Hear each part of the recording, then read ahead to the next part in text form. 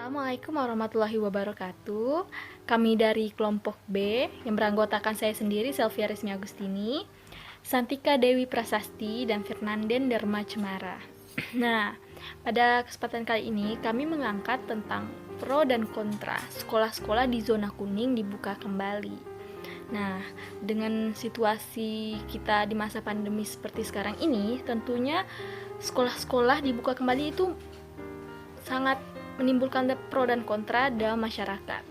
Seperti yang diungkapkan pemerintah, wacana sekolah-sekolah di zona kuning dibuka kembali ini merupakan permintaan oleh masyarakat. Nah, permintaan ini pun dipertimbangkan kembali oleh gugus tugas COVID-19 dan kemudian dibahas kembali bersama Kementerian Pendidikan dan Kebudayaan. Dan salah satunya itu membahas tentang kapasitas siswa di dalam kelas. Nah, seperti yang kita ketahui, dalam situasi pandemi seperti sekarang ini mengharuskan kita untuk menjaga jarak. Nah, kapasitas siswa dalam kelas sangat menjadi pertimbangan yang besar bagi gugus tugas COVID-19 dan Kementerian Pendidikan dan Kebudayaan. Assalamualaikum warahmatullahi wabarakatuh. Perkenalkan, nama saya Fernanden Dharma Cemara. Pada kesempatan kali ini saya akan melanjutkan penjelasan dari teman saya, yaitu dampak apabila sekolah itu dibuka pada masa zona kuning. Nah, seperti yang kita ketahui, dampak sekolah dibuka pada zona kuning itu memiliki dampak positif dan dampak negatif.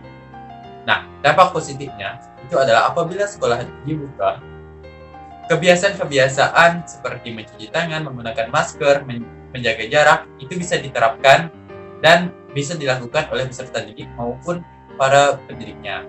Sehingga kebiasaan-kebiasaan tersebut bisa diajarkan dan bisa dipraktikkan secara nyata.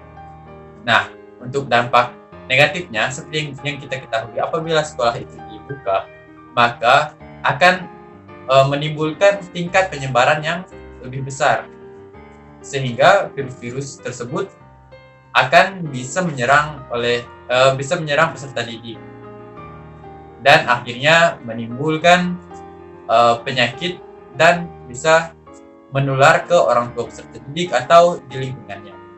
Nah, untuk sekolah tersebut apabila dibuka itu bisa berdampak bagi positif dan negatif juga.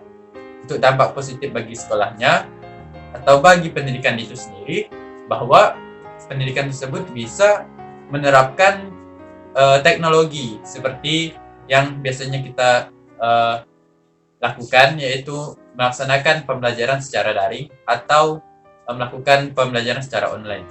Nah, sehingga yang sebelumnya kita belum pernah melaksanakan pembelajaran secara daring atau online, sekarang kita bisa melaksanakan pembelajaran daring atau online.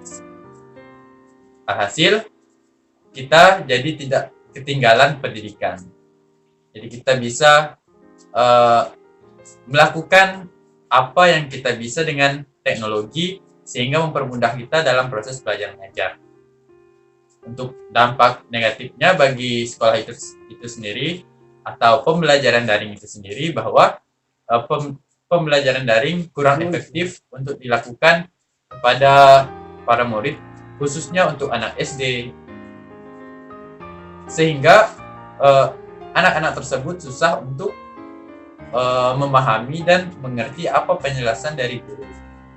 Mungkin hanya itu saja yang dapat saya sampaikan. Selanjutnya akan dijelaskan oleh teman saya.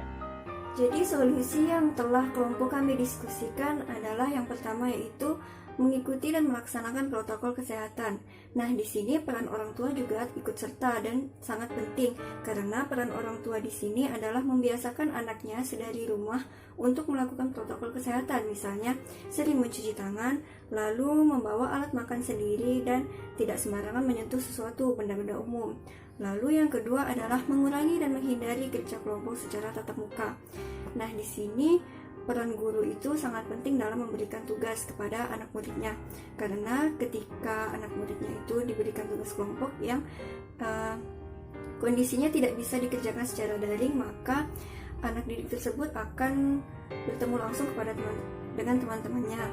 Lalu di sini juga akan menimbulkan perspektif dari orang tua, yaitu anak dibolehkan untuk kerja kelompok di luar rumah, misalnya di tempat umum, tapi sekolah tidak dibuka.